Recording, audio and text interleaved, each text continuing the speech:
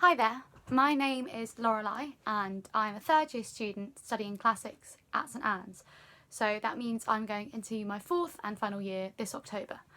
Today I want to talk to you a little bit about Greek tragedy, which is a module I've been studying this term.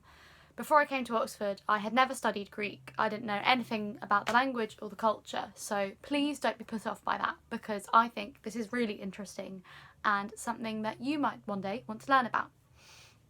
So I'm just going to give you a brief introduction to Greek tragedy and then talk a little bit about one of the plays that I've studied this term. So the Greek tragedy that I've been studying is all Athenian tragedy, so that's tragedy from Athens in the 5th century, which is between the years 500 and 400 BC. Now I've been studying 3 playwrights who are called tragedians as writers of tragedy. And the 3 great tragedians, as they are sometimes known, are Aeschylus, Sophocles and Euripides, all who wrote lots of plays, but sadly we only have a few of them left from each because the texts over thousands of years have been lost.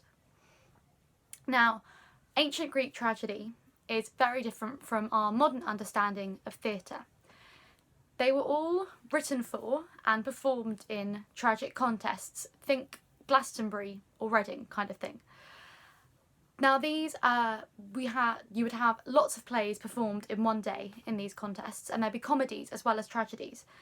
Now these festivals were also religious, so the most important one that we discuss is the City or the Great Dionysia, which was held in Athens in celebration of the god Dionysus. Now these festivals were also political in a sense because all the citizens were gathered together in one place in celebration of this one god. The plays are also quite different from how modern plays are because there were only 3 actors playing individual characters. All the actors would be male and there might be 2 or 3 actors depending on the play, and they would be wearing these big painted masks that they would change if they were playing different characters at different points. The weirdest thing from a modern perspective is the chorus of Greek tragedy. Now this was a body of people, maybe 12 or 15, who would all be playing the same character, kind of. So they'd all either be old male citizens or they'd all be women. And they acted as a sort of audience within the play. So they'd watch the action going on between the characters, but they'd also interact with the characters and interact with the audience by talking to them.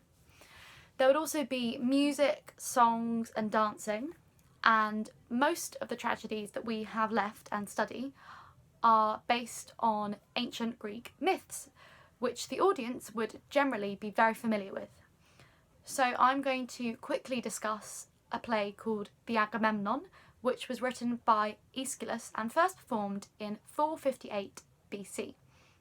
This is the first play of a 3-part trilogy, which we now call the Oresteia, and it's named after the mythic hero Orestes, who must avenge the death of his father.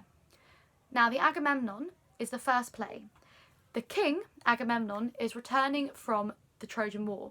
He's been away from home, his home Argos, for 10 years, and his wife, the queen Clytemnestra, is secretly plotting his murder because Agamemnon sacrificed their daughter. Now, as you can already tell, I imagine there's a lot of death in Greek tragedy, but don't let that put you off because one of the interesting things is that violence and death in Greek tragedy never takes place on stage.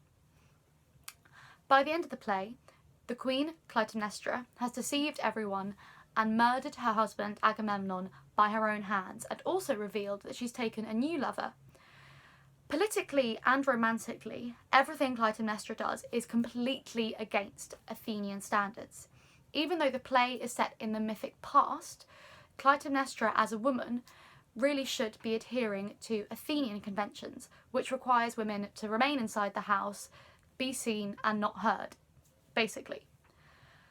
She's often described in masculine terms, and this highlights her as a completely transgressive character who completely turns everything upside down. There was a common suspicion of women as highly deceptive and dangerous, and Aeschylus' play seems to cement this feeling for us. By the end of the play, we see that a woman when she has ambitions beyond her position, can only cause devastation and destruction for those around her. The Agamemnon play paves the way for the rest of the trilogy, in which we see Orestes, the title hero, avenge the death of his father by killing Clytemnestra, and he is finally brought to justice in the final play. Now, I hope you found this all interesting, and that maybe one day you might like to come and study tragedy, Greek tragedy. There is so much to offer when you study classics, and this is just one of the many things that I found interesting.